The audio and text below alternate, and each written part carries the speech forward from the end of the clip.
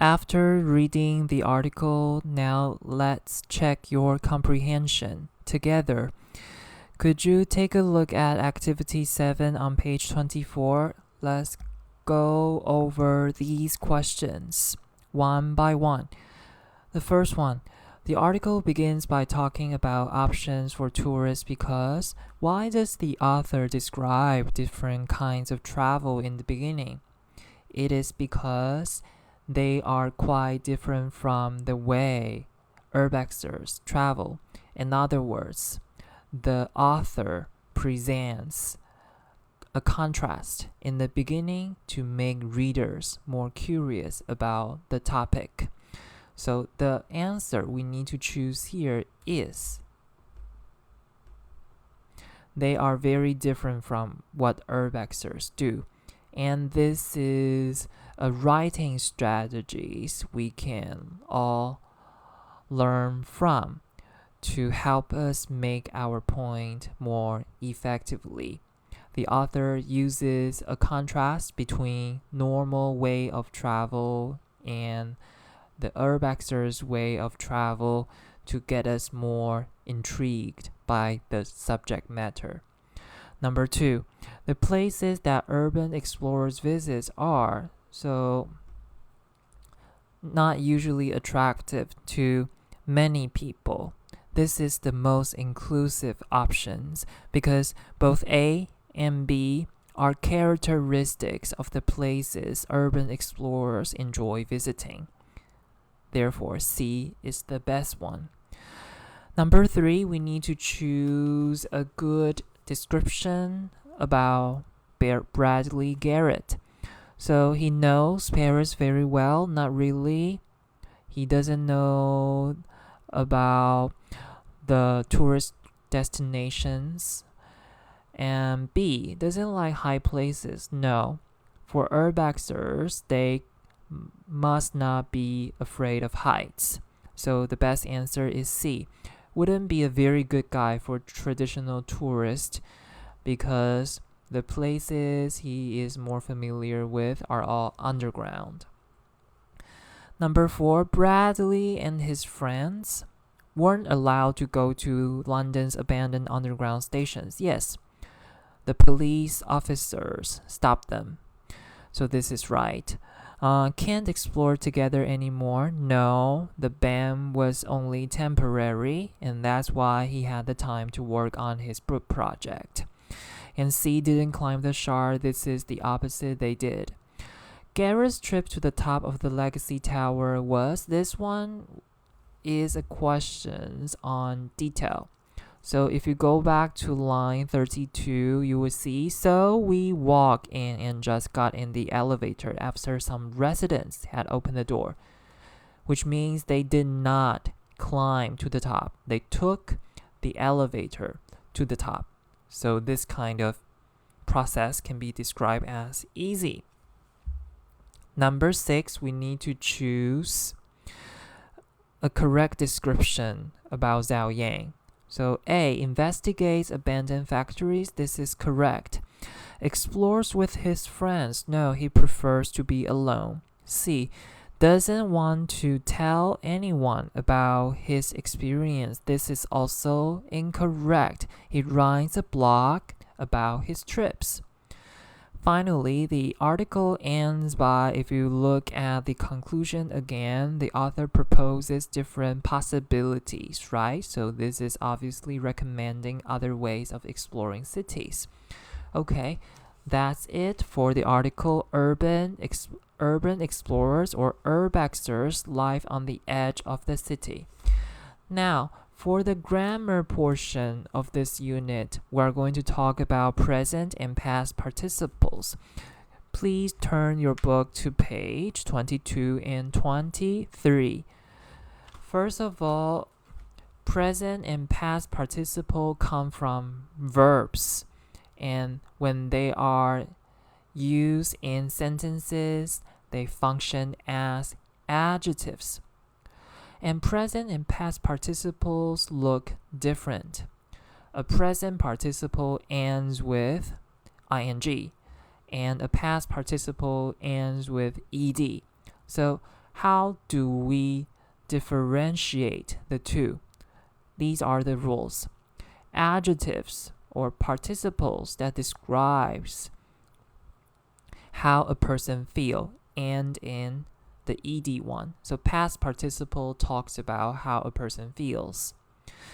Adjectives or participles that describe the thing that makes you feel in emotions and in ing. So if you want to describe what's the emotions that something makes you feel, you will use the present participles. Okay, to help you understand what I am talking about here, could you take a look at activity 10 on page 23? So on page 23, the given chart has 3 columns, right? So I would like you to add one more column, okay, add one more column on the left of the first column, because I want you to write down the verb form, okay? Remember, these participles all come from verbs. So terrified, okay? The verb form is terrified.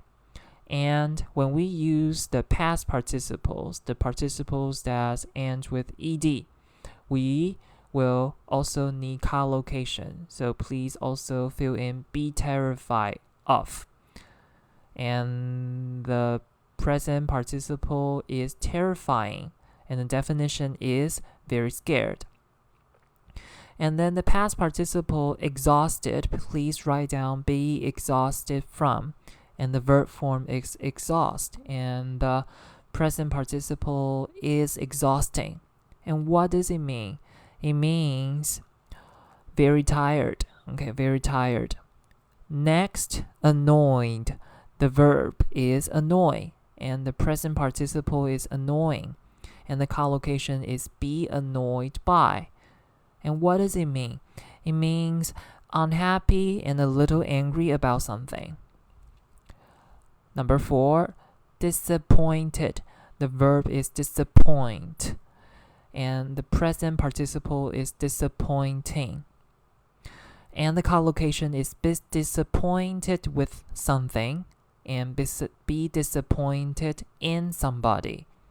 And it means unhappy because something was not as good as you hoped, or because something did not happen. Okay, so write down the verbs and the collocations and also match them with the correct definitions. Now let's go to the other 4. Depressed, the verb form is depressed. And let me fix something here. I forgot to fix them. So let's just do it this way. So the present participle for depressed is depressing. Okay, and the collocation is be depressed with. And the meaning is very sad and without hope. Next, shock. The verb form is shocked, and the present participle is shocking. Okay, the present participle is shocking. The collocation is be shocked by. And the meaning is surprised because of something bad that had happened suddenly. And the next word, worried. The verb form is worry, and the present participle is worrying. The collocation is be worried about, and the meaning is thinking about bad things that might happen. Finally, confused. Okay, the verb form is confused, and the present participle is confusing. And the meaning is unable to think clearly about or understanding something. Okay, so these are the last 4 participles. Okay, these are the last 4 participles. Now, to help you be more familiar with the collocations here, let's practice sentence making about participles. As I told you, These participles all come from verbs, which means we can make a sentence using the verb form to help us understand how to use them, how to use these participles properly. So the first one, the news shocked them. So the verb here is shocked, and the verb tense here is past tense. So without the news, we will not feel this emotion, right? So if we want to make a sentence using they as the subject, then we will use the past participles. They are shocked by the news. The news made them shocked, which means they here is in a passive position. Without hearing the news, they will not feel this way. And the news gives them this feeling, which means the news is shocking. The news gave them the emotion of being shocked, which means the news takes an active role. Okay, his absence worried us. Again, without knowing about his absence, we will not feel worry at all. So if we want to make a sentence using we as a subject, we will use the past participle. We were worried about his absence. His absence made them worried, which means the we here takes a passive position. And the absence here takes an active position. So we will say his absence is worrying. Okay? Let's take a look at two more. The lockdown depressed her. So without the lockdown, she will not feel this way. In other words, she is in a passive position. If we want to write a sentence about her, we need to use the past participle. So you will say she was depressed with the lockdown. And the lockdown itself gives this person this feeling. So it takes the active role. So you will say the lockdown was depressing. Finally, getting vaccinated terrifies him. So without vaccination, he will not feel terrified. So in this situation, he takes a passive role. So if we want to write a sentence about him, we will use the past participle like this. He is terrified of getting vaccinated. And getting vaccinated gives him terror. So it takes an active role. So you will use the present participle and make a sentence like this. Getting vaccinated is terrifying. Okay? So from these four, sentence making practice, I hope you understand how to differentiate between a present and a past participle, and you are more familiar with the collocation here. Okay, now take a look at activity 11 on page 23. Please finish these 8 sentences by choosing the right participle. Okay, now I assume you are done. Let's go over the answers. Number 1, a destination you were looking forward to seeing. So a grammar reminder. To here is a preposition, so that's why we say seeing, not see.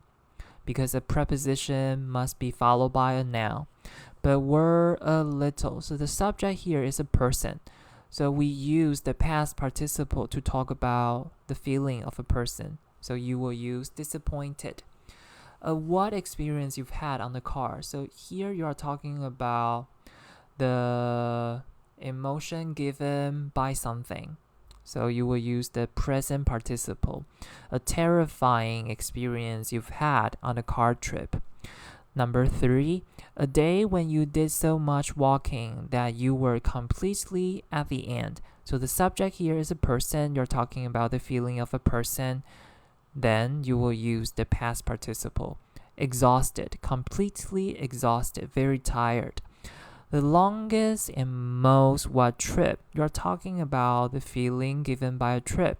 So of course you will use the present participle. Boring trip you've ever been on. Number 5, a trip when you were very what that you wouldn't get to the destination on time. So the subject here is you. You're talking about an emotion of a person. Then you will use the past participle. Worried. Number 6, and what delay on public transportation that you really didn't need.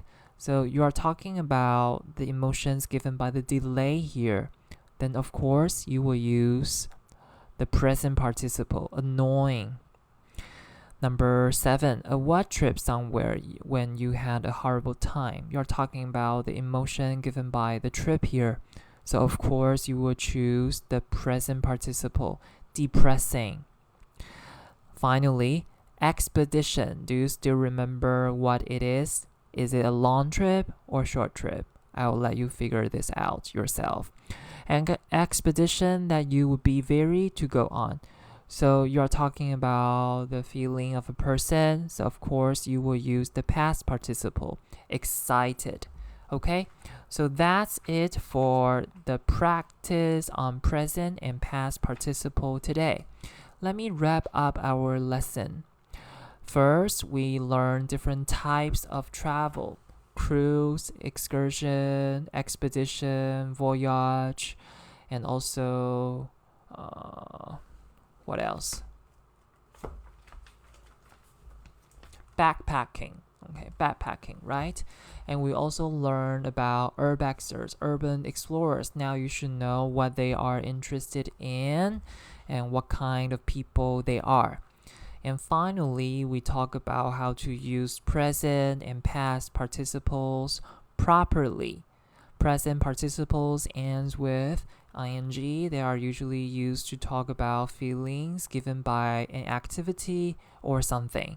And past participles usually ends with, past participles ends with ed, and they are usually used to describe, the emotions of an individual. And don't forget, past participles must be used with collocations in sentence making and also in speaking. Okay? So here is a to-do list to you to help you get more practice on the participles. Please complete activity 1 on page 131. And if you have time, watch the TED Talk Happy Maps before our upcoming lecture. Alright, thank you for your time and effort. That's it for today. Bye bye.